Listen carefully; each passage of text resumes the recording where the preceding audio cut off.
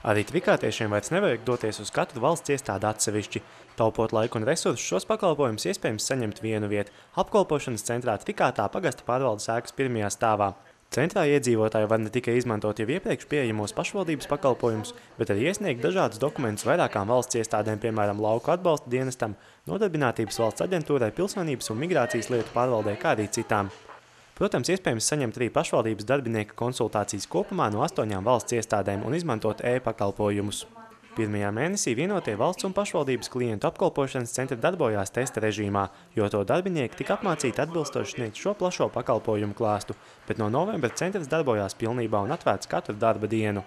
Cilvēkiem tas ietaupīs laiku un līdzekļus. Un daudz jau pagaidām jau ir nākuši tie cilvēki un izmanto šos pakalpojumus? Jā, cilvēki nāk katru dienu.